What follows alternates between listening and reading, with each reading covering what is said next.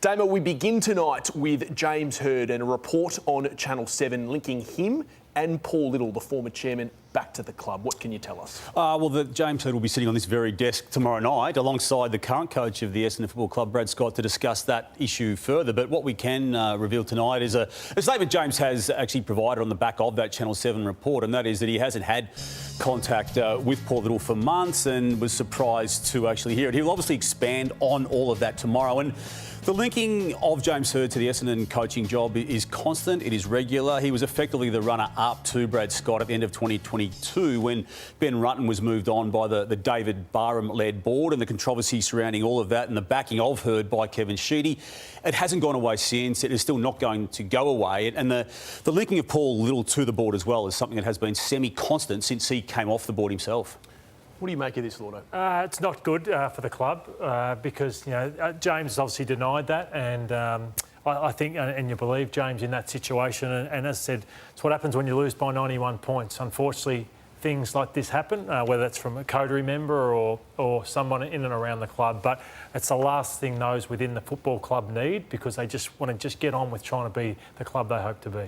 So, as you mentioned, James has tonight completely denied the story, and yet everything that the new Essendon, and we talk about the new Essendon with David Barham and with Brad Scott, everything they've been trying to do, Jimmy, and you've just come off the board of a club, has been talking about stability and wanting to get away from a lot of these types of distractions. Yeah, that's why I think if you're an Essendon person inside the footy club, and I'm not refuting the story, it's a half volley, because you say we've been talking about stability. Brad Scott's got a 3-year deal. Just re-signed. Yeah, just re-signed. So you'd be going, well, where's this coming from? And you give it the weight you think it needs as far as being a person at Essendon, and you're hearing that story. You shouldn't have to answer it. You just go, well, that's just a story, and just flick it away and keep going with whatever your plan is. Yeah, equally said, we're not refuting the story either. I mean, but the logistics of it are that David Barham is leading this board, and Paul Little needs to then mount a boardroom challenge. An extraordinary general meeting would need to be called if he was to act on this quickly, and he has thought about it in the past. So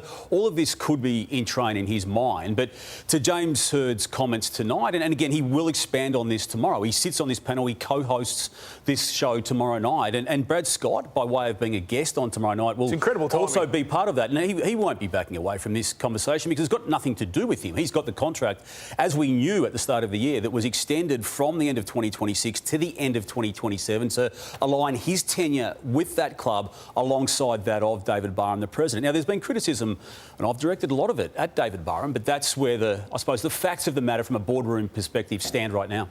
You say that it's got nothing to do with Brad Scott, and you're right, the story tonight doesn't. And yet what is going on the field of the Bombers at the moment, Lord, and what happened on the weekend has got everything to do with him. And this was a really interesting take. They got split apart, really, and the margin kept getting bigger and bigger and bigger. We know that some coaches have come in and wanted to teach defence before attack. Brad Scott is clearly going down a different road. We certainly approach the margin is the margin, but we never went into a game-saving mode. Let's just get beaten by less. Yeah, I make no apologies for trying to attack the game rather than just trying to hold up and not get beaten by a big margin. Now we got beaten by a bigger margin because we did that. But we've got to use this as an opportunity to practice against the best teams to bridge the gap to where we want to be. So you'd love to know what the Western Bulldogs players said after that game and how they felt about what it was like just playing the Essendon Football Club on that game, because we go back to the last, towards the end, I think might have been the last game of Brad Scott's first season in 2023, and this is what Jesse Hogan had to say about playing the Bombers. I was getting played back shoulder, religiously. The two opponents I had, they were just sitting on my back shoulder, so I don't think I've had that many lead-ups in the whole year with what I had yesterday. So, yeah, I haven't played in a game with that much space ever. That was it. I don't think I've ever played an NFL game with that much space, to be fair. Yeah, so 2 seasons on, that's just not what you want. You can lose, but it's the way you lose. And I think that's what was so disappointing for the Bombers, Jimmy, the other night, was just to lose by 91 points.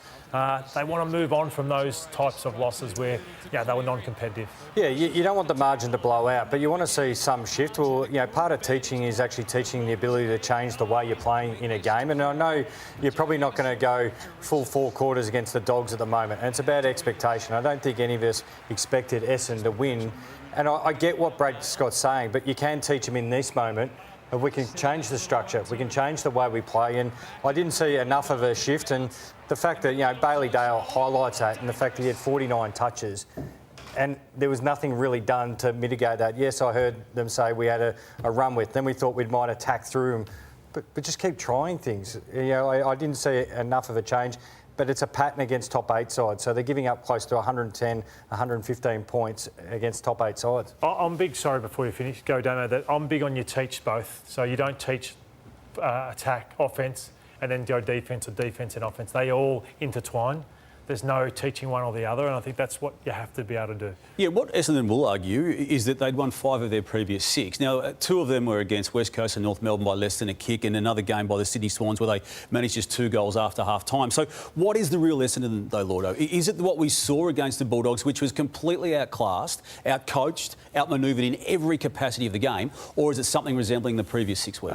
They're 5 and 4 with a percentage in the 80s, so the percentage is 81. So I think they're a mile off Collingwood, they're a mile off the Bulldogs who have beaten them up, but they can match it with those teams around 9th, 10th, 11th, 12th. They're exactly where we think they were going to be at the start of the year, didn't we? Yeah, they're going better than I thought that they would win-loss. But that was a bad performance, and there's no spin on that. They're not trying to spin that performance. But is it reflective, is what I'm asking, and it is maybe against the better teams. I don't think they should never cop and think that they're 90 points off anyone. But, I think they're better than that, but they're not a finals team.